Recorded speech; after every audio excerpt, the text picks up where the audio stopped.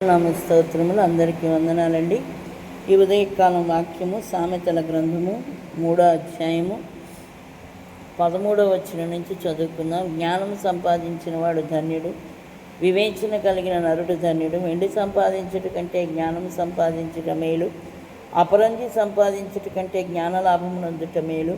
పగడముల కంటే అది ప్రియమైనది. నీ ఇష్ట వస్తువులన్నీ దానితో సమానములు కావు. దాని కుడి చేతిలో దీర్ఘాయువును, దాని ఎడమ చేతిలో ధనఘనతలను ఉన్నవి.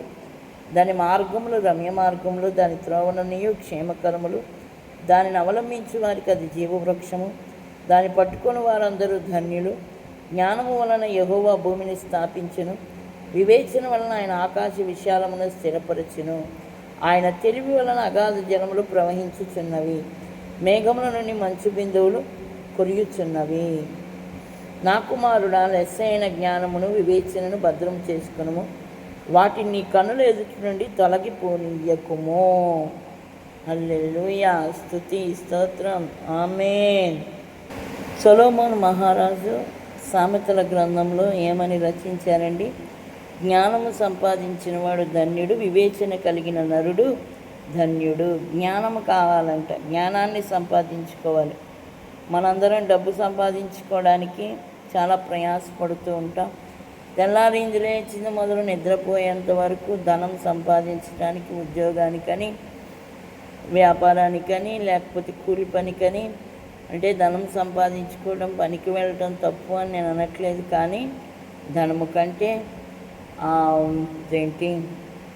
బంగారం కంటే, వెండి కంటే జ్ఞానాన్ని మనం సంపాదించుకోవాలని వాక్యం సెలవిస్తుంది. వెండి సంపాదించుట కంటే జ్ఞానము సంపాదించుట మేలు, అపరంజి సంపాదించుట కంటే జ్ఞానలాభమునందుట మేలు అని వాక్యము సెలవిస్తుంది. మనము జ్ఞానాన్ని సంపాదించుకోవాలి. జ్ఞానము వివేచన కలిగిన నరుడు ధన్యుడంట. వివేకం కావాలి మనకి. ఎలా పడితే అలా మనం మాట్లాడకూడదు, ఎలా పడితే అలా మనం ప్రవర్తించకూడదు. దేవునికి భయం కలిగి మాట్లాడాలి. జ్ఞానం సంపాదించుకోవాలి. జ్ఞానం ఎంత గొప్పదో, పగడముల కంటే అది ప్రియమైనది. నీ ఇష్ట వస్తువులన్నీ దానితో సమానములు కావు. జ్ఞానముతో ఏది సమానము కాదు అని సొలొమోను మహారాజు మాట్లాడుతున్నాడు. దాని కుడి చేతిలో దీర్ఘాయువు, దాని ఎడమ చేతిలో ధనఘనతలను ఉన్నవి. ధనము ఘనత జ్ఞానము కుడి చేతిలో ఎడమ చేతిలో ఉన్నవి అని మాట్లాడుతూ ఉన్నాడు సొలొమోను మహారాజు.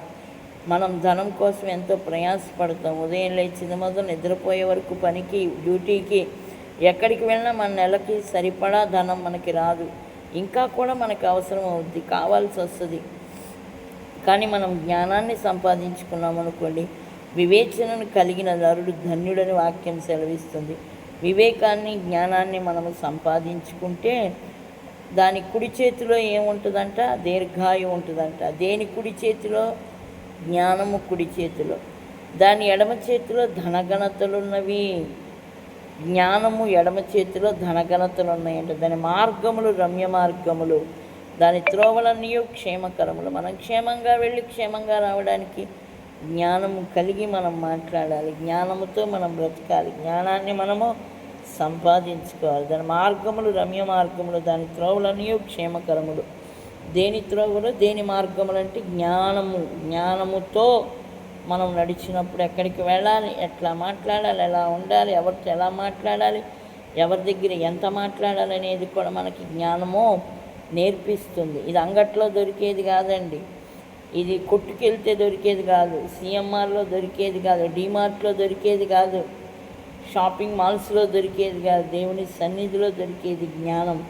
అడగాలి. అడుగుడి మీకు ఇయ్యబడును, వెదకుడి మీకు దొరుకును, తట్టుడి మీకు తీయబడును, అడుగు ప్రతి వానికి అత్యధికముగా అనుగ్రహించబడును. ఏది అడగాలి? మనం జ్ఞానం అడగాలి. ప్రభువా, నాకు జ్ఞానం దయచేయనైనా. జ్ఞానం ఎలాంటిదో మనం ఈ 13వ వచనం నుంచి 21వ వచనం వరకు చదువుకున్నాం.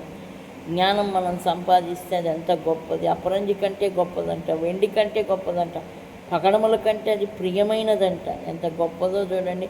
మనం అనుకుంటాం బంగారమే గొప్పదని చెప్పి ఏం చేస్తూ ఉంటాం? బంగారాన్ని, విలువైంది బంగారం అని చెప్పి ఆ బంగారం కోసం కష్టపడతాం. కష్టపడిన సొమ్ముతో బంగారాన్ని కొనుక్కుంటాం.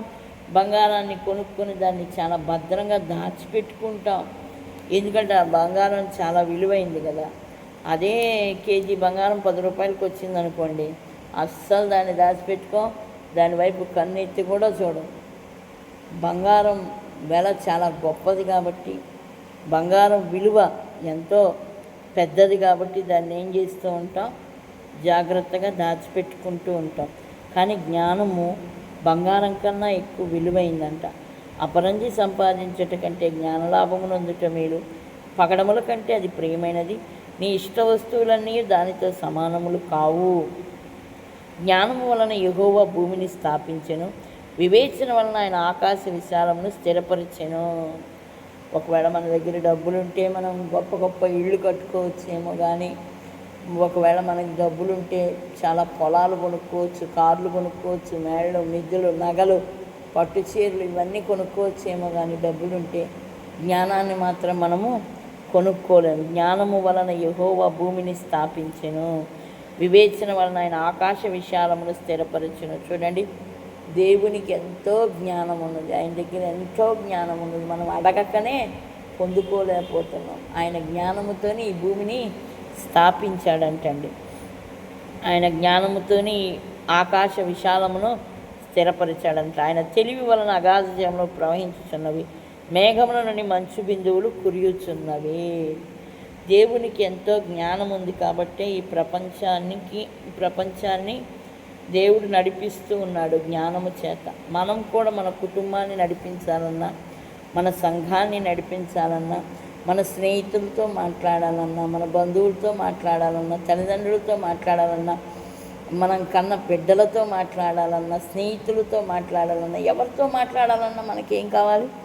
జ్ఞానము కావాలి. జ్ఞానాన్ని మనం సంపాదించుకుంటే చాలు. వివేచన కలిగిన నరుడు ధన్యుడు.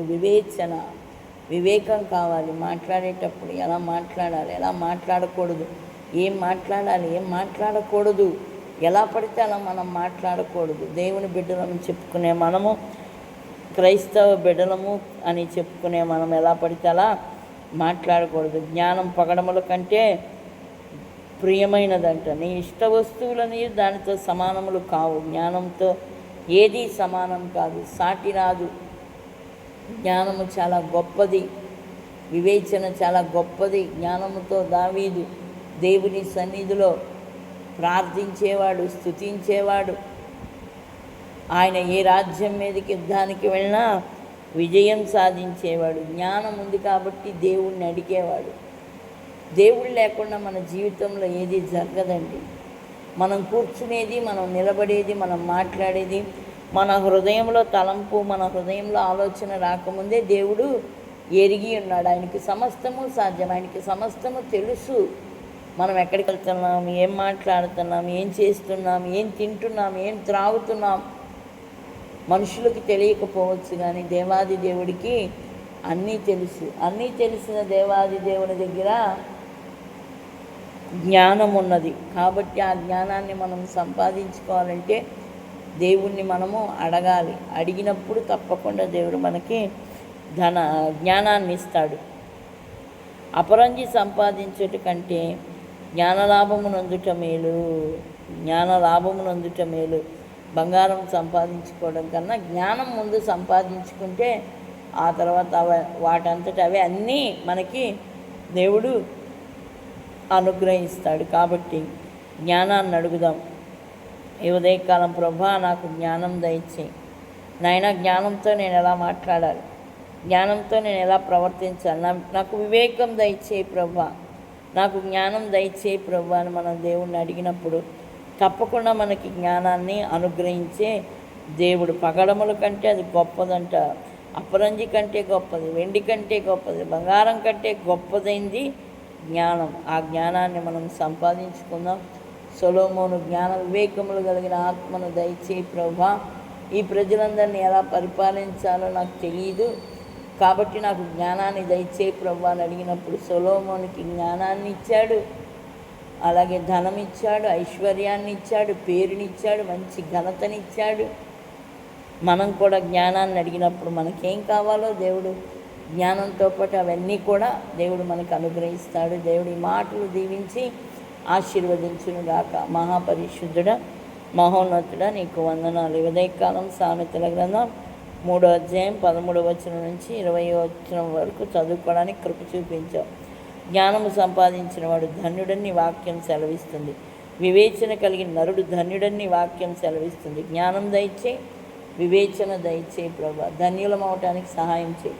కృప చూపించి దయ చూపించండి. నెమ్మది దయచేయండి. ఉదయకాలం ప్రతి ఒక్కరితో మాట్లాడండి, ప్రతి ఒక్కరిని దర్శించండి, ప్రతి ఒక్కరి అవసరతలు తీర్చండి, ప్రతి ఒక్కరికి జ్ఞానం దయచేయండి.